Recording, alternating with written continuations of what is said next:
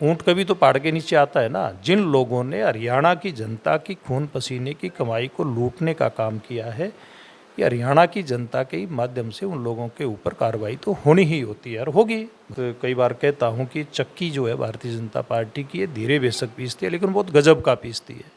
कि कहीं न कहीं बीजेपी बौखलाहट में इस तरीके से ईडी और सीबीआई का दुरुपयोग कर रही है।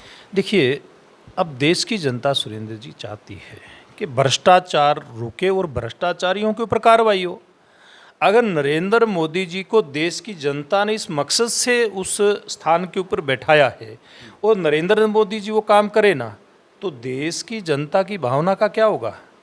ये देश की जनता की भावना की कदर की है नरेंद्र मोदी जी ने उन लोगों को जेल में डाल करके। आज नरेंद्र मोदी जी और भारतीय जनता पार्टी केवल नहीं चाह रहे, आज देश की जो ईमानदार जनता है, जो देश का उत्थान चाहती है, जो देश को परम वैभव पर देखना चाहती है, वो देश की जनता और देश का नागरिक ये चाहता है कि गलत काम करने वाला प्रत्येक व्यक्ति जेल के अंदर हो, उसके खिलाफ ठोस कार्रवाई हो।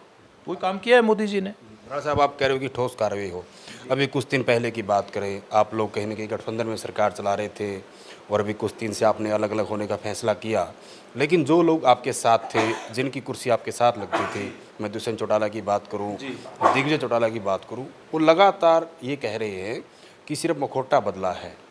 कहीं न कहीं दिग्विजय ने तो खासकर बोला कि सिर्फ बोतल बदली है, शराब वही है, और सीधा सीधा ये कह रहे हैं कि मुख्यमंत्री भले ही बदल गया हो, लेकिन मनोहर लाल खट्टर के इशारे पर हरियाणा को लूटा जा रहा है।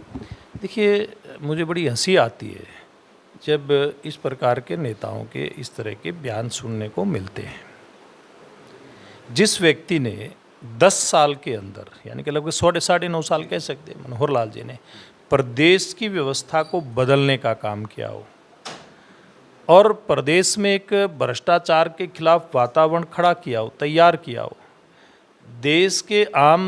प्रदेश के आम जनमानस का मन इस बात के लिए बनाया हो कि प्रदेश को आगे लेकर के जा सकती है, तो पारदर्शी व्यवस्था लेकर के जा सकती है और प्रदेश के अंदर पारदर्शी व्यवस्था खड़ी भी की, चाहे वो नौकरी देने के मामले में हो या फिर ट्रांसफ़र के मामले में हो या गरीब कल्याण की योजनाएं देने की व्यवस्था खड़ी करने के मामले में हो।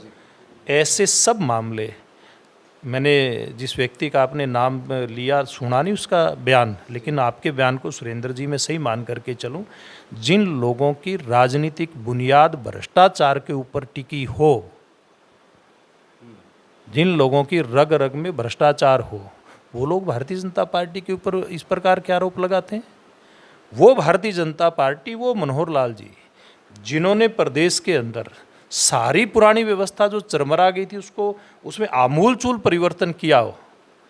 और मैं तो एक बात और कहता हूँ, इस प्रकार के लोग इस प्रकार की बोलबानी अपनी जारी रखें।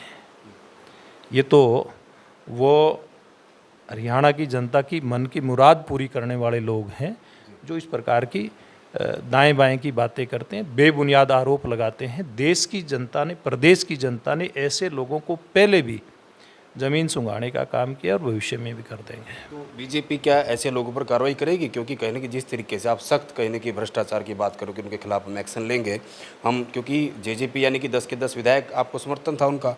हम रामकुमार गौतम की बात करें, वो आज से नहीं कह रहे, रामनिवास सुरजाखेड़ा की बात करें, ऐसे बहुत सारे विधायक हैं। मैं जेजेपी की ही बात कर रहा हूँ, बहुत सारे विधायकों ने सरेआम कहा है कि तो बिल्कुल भ्रष्टाचार मचा के खा रहे हैं। देखिए, तो उन्हीं के परिवार के लोग थे ना, वही मैं उसी बात को आगे बढ़ा रहा हूँ मैं कि इन्हीं की पार्टी के लोग, वो कहने की बात नहीं है।